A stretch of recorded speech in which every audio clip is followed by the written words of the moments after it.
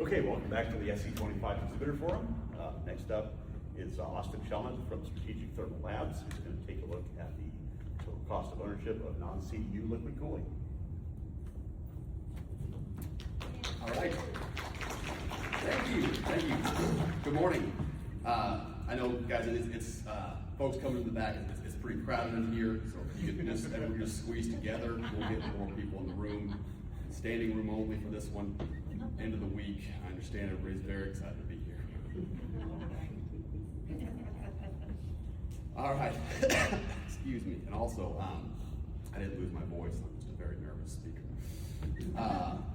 Okay, so just a few disclaimers. So today we're talking about non-CDU liquid cooling, right? So specifically referencing the usage of CDUs in data center cooling, where we would have a DLC rack, and we typically would separate the technology cooling supply or technology cooling system, TCS, from facility water supply, FWS, by using a CDU or a coolant distribution unit in the middle of that.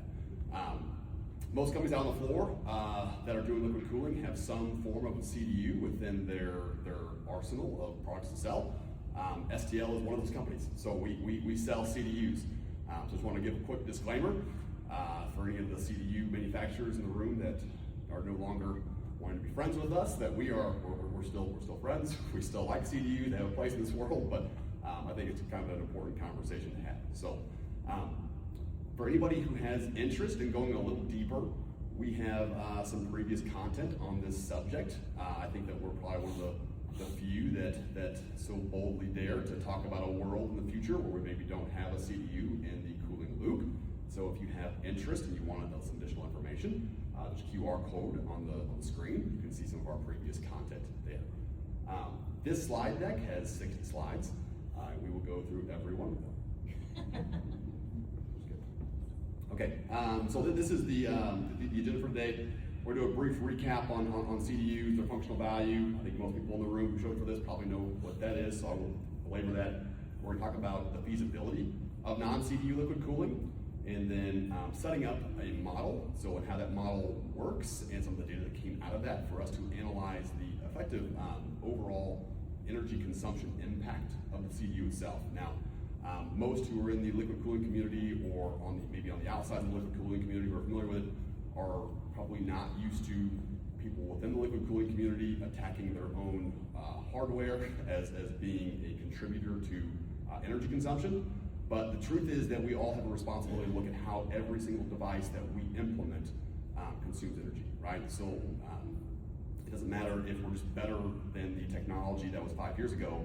What matters is that we take an honest look at every piece of technology that we deploy and understand what the global energy impact of that technology is and see if there's ways that we can make that better. That's our goal. So we'll talk about the model, the data, where it comes from, and then the conclusions and call to action slide in the back. I didn't finish. We'll talk about it and then see where people want to go. Okay, so real quick, coolant distribution unit overview. Again, this is pretty well covered, but CDUs provide a pretty valuable benefit to the liquid cooling world. Condensation prevention, coolant loop isolation. This means things like water pressure, water quality, water chemistry, things that are inside of a facility water supply that can potentially foul up ultra-sensitive cold plates. There's obviously a control element, monitoring, just having a physical demarcation point between a facility water supply and sensitive cold plates. Loads of benefits that CDUs provide to the DLC world. That's why we sell CDUs. But there's also this other part of it, the thermodynamic efficiency, hit or loss associated with CDUs, and that's kind of what we're focused on today. Okay, just a quick diagram of what we call the CDU paradigm. Nothing about this is again, particularly revolutionary. In data halls, we have racks of datacom equipment, and then CDUs are often found either in the rack or next to the rack. You can have row-based or room-based or rack-based CDUs. You typically have a facility level water distribution system, or FWS. That backs out through a heat exchanger of some sort, and the heat that the facility water supply captures is rejected, typically to a chilled water system. And that chilled water system creates heat in the process of cooling down the facility water supply, and that heat is rejected with a condenser water system, CWS, right?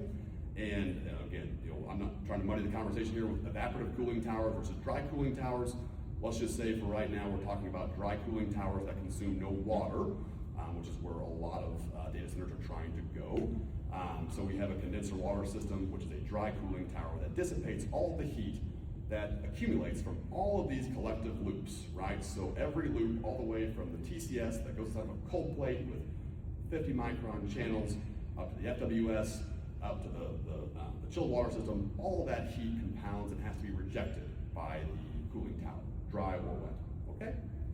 So the CDU itself, most CDUs, I have a block diagram here. There are plenty of CDUs on the floor. You can go walk around and look at them. Fundamentally, they'll all consist of most of this bag of parts.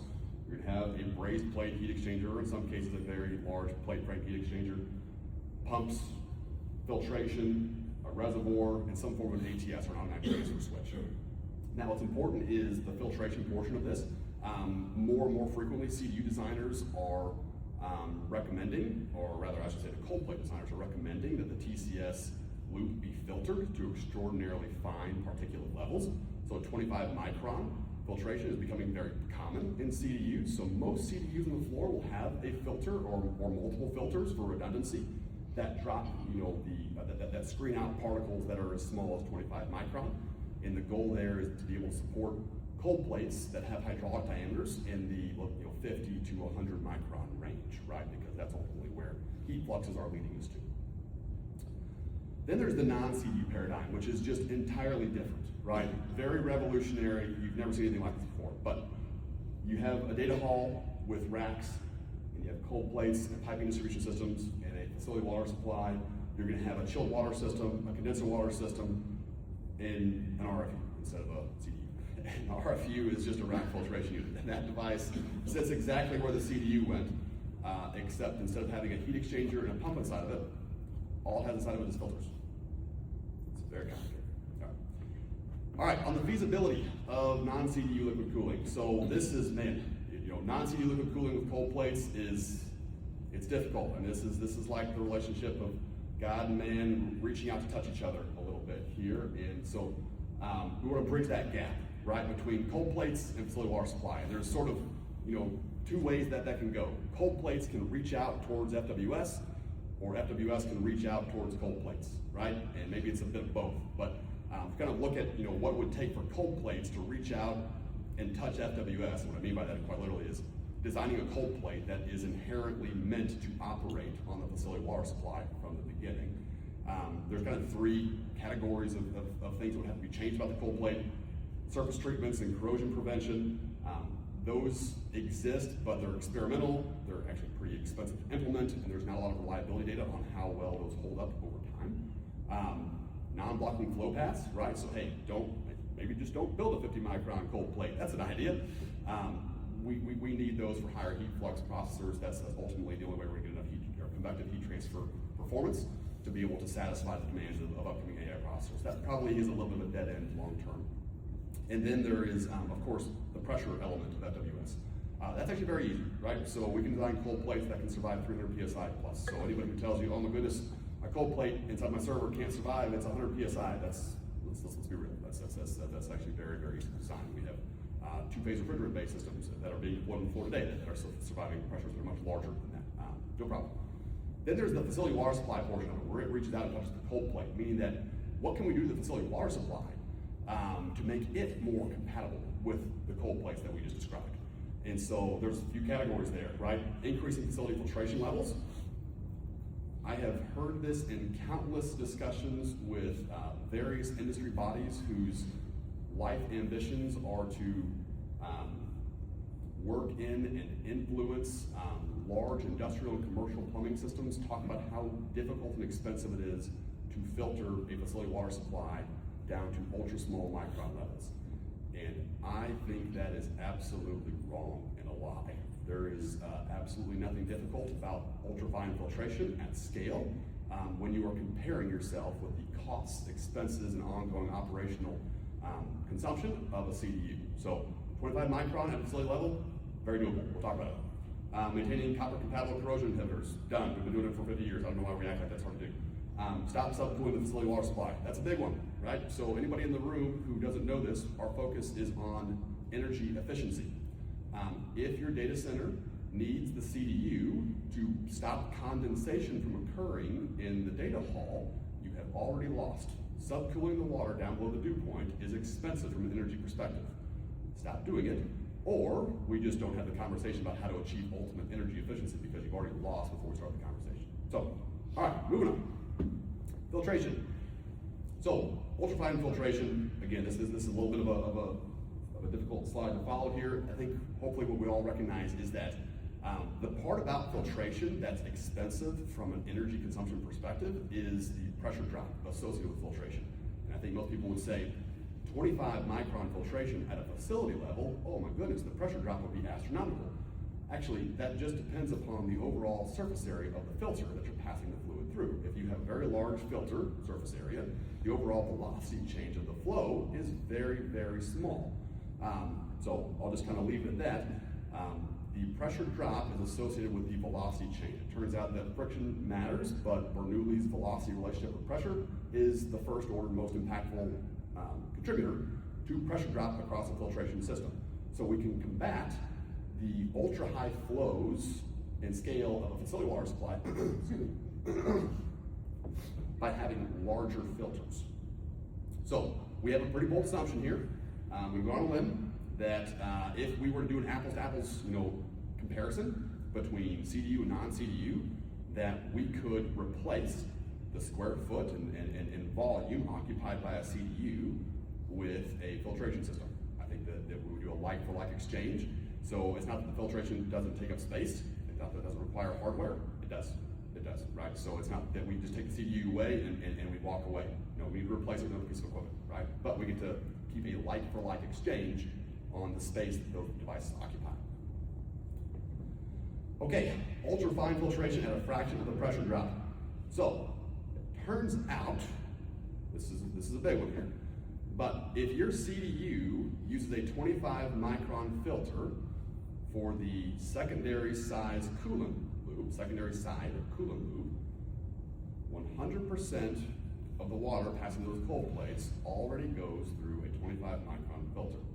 However, it's doing so in a filter that is shoved into the corner of your CDU somewhere. It is extraordinarily small, typically very difficult to service, and obviously it has to share real estate with everything else in the CDU. The heat exchanger, pumps, ATS, all the other devices that take up space.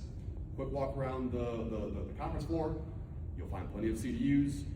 Go and look at how much space the filter occupies compared to everything else. It's relatively small. Now, what I don't hear a lot of people complaining about is how difficult it is to overcome the pressure drop of the filter in the CDU.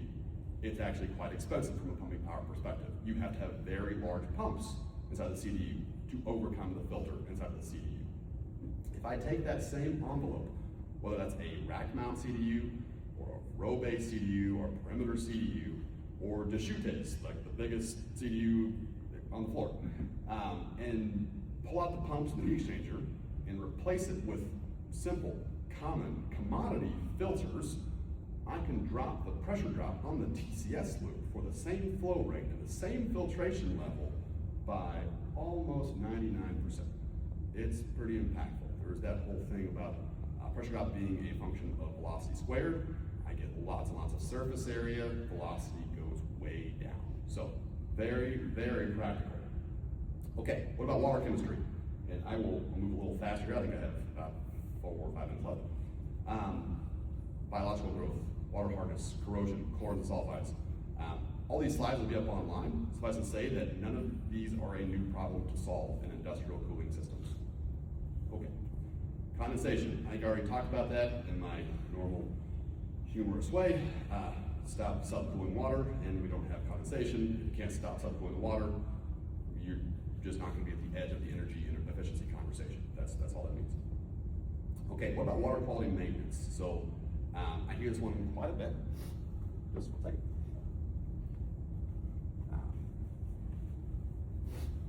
So how about maintaining the water quality? So today the paradigm in data centers that have liquid cooled racks is that you fill the racks with ultra pure, high hygiene chemicals, typically a water and propylene glycol mixture. PG25 is fairly common.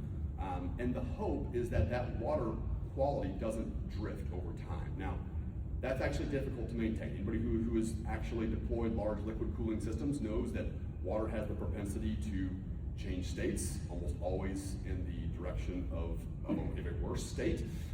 It will form various forms of biologicals.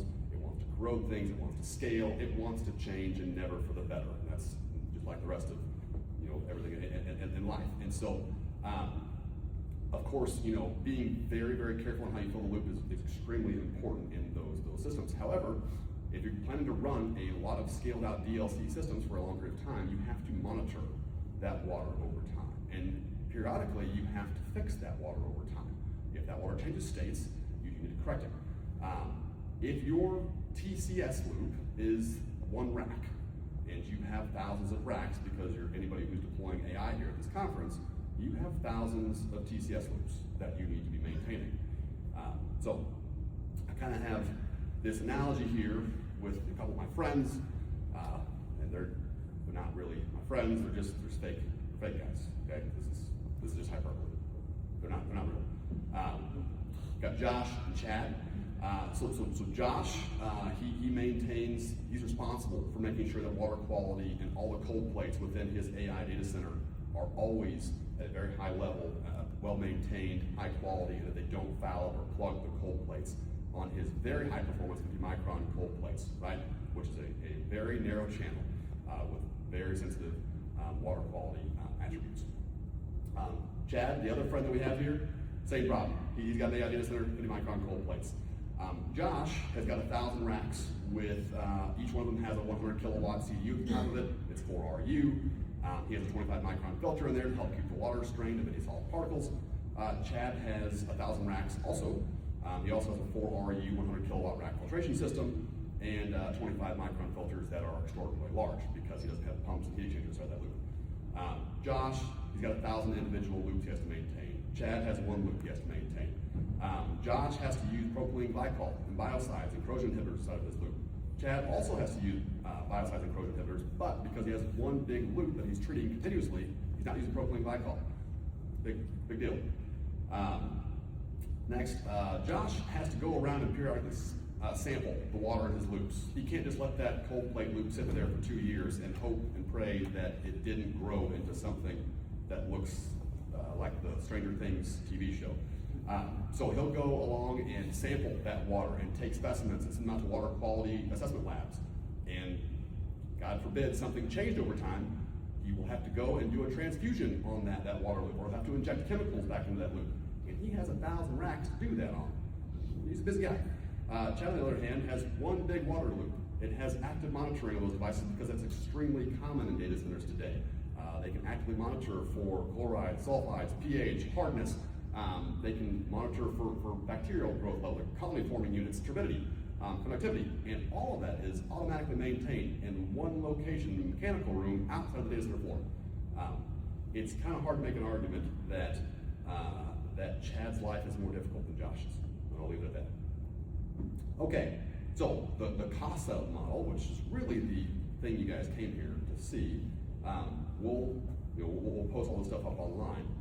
Basically, we took an ASHRAE typical meteorological year for a number of very high concentration data centers across the planet. Actually, we did this for every single ASHRAE climate zone. I believe there's a total of 18 of them. But we focused here on the ones that have the highest concentrations of data centers. And looking at the average temperature for a typical year for all 8,760 hours of the year. Our model breaks apart each of the individual cooling components in the entire loop, all the way from cold plate on a GB200 rack from NVIDIA using their reference solution for that cold plate, up through the manifold, up through the row distribution system, through the CDU, back out through the plate heat exchanger, through the chiller, through the cooling tower. We're looking at the coefficient of performance of each one of the devices that are in that loop, and then we're comparing how that changes based upon the ambient dry bulb temperature of the region for that particular hour of the year, and we're analyzing it for an entire year's worth of dry bulb data. I already mentioned the setup here. We're using GB200 racks based upon the NVL72 configuration, PG25 on TCS loop, 36 servers per rack, and we did two conditions. One where you have an approach temperature within your CDU of 6 degrees Celsius, and one where it's 2 degrees Celsius. So 2 degrees Celsius approach temperature would be, of course, very, very aggressive. Results. So at 6 degrees Celsius, I've got Phoenix, Singapore, Ashburn, and London here on the screen, and we compared overall energy consumption throughout the year. This is DLC versus DLC. Same cold plate for same cold plate. The only difference is that we've replaced the CDU with a filtration unit. We are looking at the energy consumption of the filter inside the CDU. It's not zero, you just don't see it or hear about it. It matters. So comparing overall energy consumption, the total cooling power reduction for getting rid of the CDU in each of these locations is typically in the 60 to 70% range.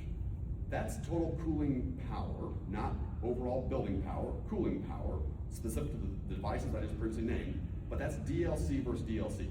This is not a comparison with a legacy air cooling system from 20 years ago that has terrible PUE.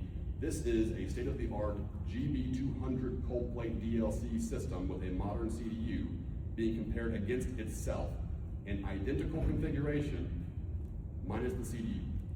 The numbers are staggeringly high.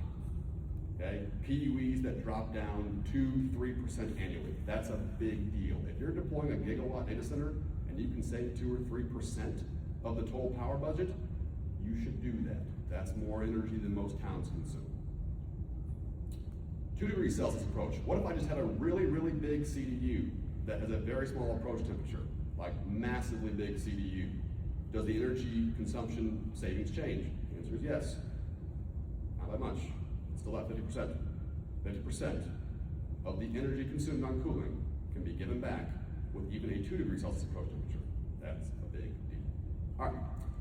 So why is that such a big deal? How does it happen? This is a good visualization of how that works. So this is the astrotypical meteorological year for Phoenix, Arizona.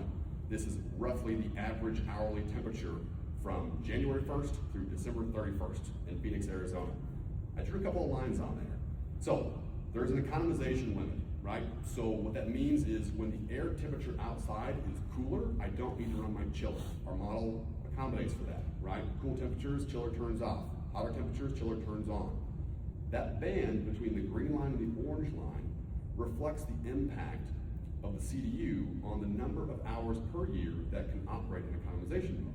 That means that every hour, which is a pretty thick concentration of hours in Phoenix, Arizona, that sits between these two lines is an hour where my chiller is running that it doesn't have to be because the CDU is there. That's what this graph means. So it is significant. There are some climates where that green line, because the CDU can be removed, is actually high enough that you can get rid of the chillers entirely. Okay?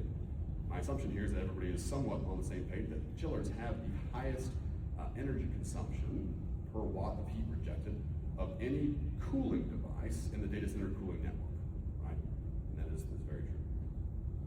So this is another way of looking at it. Outdoor dry bulb temperature versus cooling specific PUE. And I have two lines here, one is with CDU, one is without CDU. And I gotta go. But you can see that there is a pretty remarkable shift. I can effectively take the large exponential growth portion of this, where the chillers have to kick on at higher ambient temperatures, and I can delay that. And that's where the big PUE and overall cooling power savings come from. Okay, I'll stop.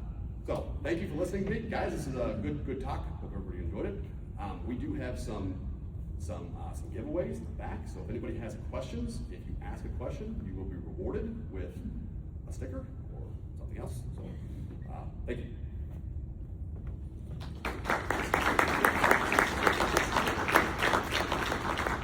Giveaways sound like a good bribe to me, so if anyone has any questions, please join us at the microphone up front.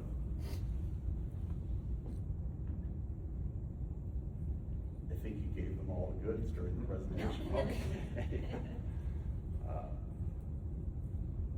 Everybody like CDUs are good?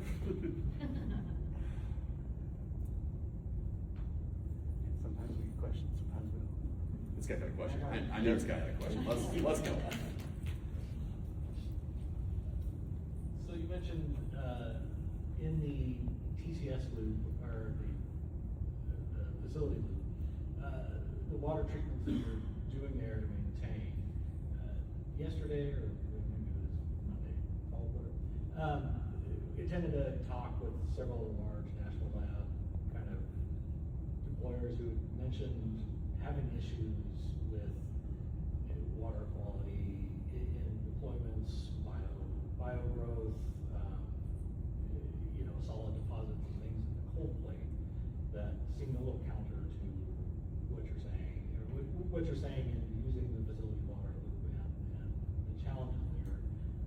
Granted, they may not have been using the same kind of filtration, but can you touch on that a little bit more on how you would manage the facility water loop from the chemistry side to eliminate those kind of issues? Great question. Give this guy a sticker. So the question was, a lot of the national laboratories, which by the way have been deploying liquid cooling probably longer than just about any other part of the data center industry, they tend to be tip of the spear, they've been doing it for a long time. A lot of them are reporting that they've had various forms of fouling and microbial growth and cold plate performance degradation due to water quality issues. That's extremely real, and that happens all the time. The issue that they're encountering is that for a long time, you will see a lot of companies now selling solutions for that part, is that you are routinely blind to what is happening in the water inside of a cold plate. It is not something you can sense or see with telemetry that's been deployed in liquid cooling systems up until this point. So if you let that water cooling system sit there with the wrong initial fill materials, it will grow and it will change. And unless you're monitoring for it or inspecting it, you won't know about it. My thesis here is not that those things don't happen. My thesis is that if I put those all in the same loop, it becomes much easier for me to become aware of when those types of things are growing in the water loop. I think that is significantly easier to deal with, rather than having a large number of blind, closed loops that I can't see into. Now, if you're blind to it and you're effectively flying open loop, right, with your eyes closed and a blindfold on, you had better be very, very sure that every single thing that goes in that loop is extraordinarily safe to operate with one another, which is also why you see such a large emphasis from liquid cooling solution providers and fluid providers on creating proprietary blends of cooling chemistries that are known to work well together. And that's good science, but unfortunately it's extremely prescriptive and limited in nature because nobody has the resources to go and do a full broad spectrum comprehensive analysis of how every chemical that might possibly wind up in that loop will interact with other chemicals that are in that loop. Service events happen. Liquid cooled systems have to be pulled offline to be serviced. If we pull something offline and there just happens to be a contaminant that winds up in that cold plate system and then re-injection into the loop, you're not going to know about it until you have a problem down the road. I think it's easier to manage all of that from a single point. That way the water that goes to that cold plate is continuously being refreshed from a source that's known good, right, as opposed to hoping it's good in a vacuum of knowledge. Great, I think it's about all the time we have for this, but thank you for coming. Thank you very much.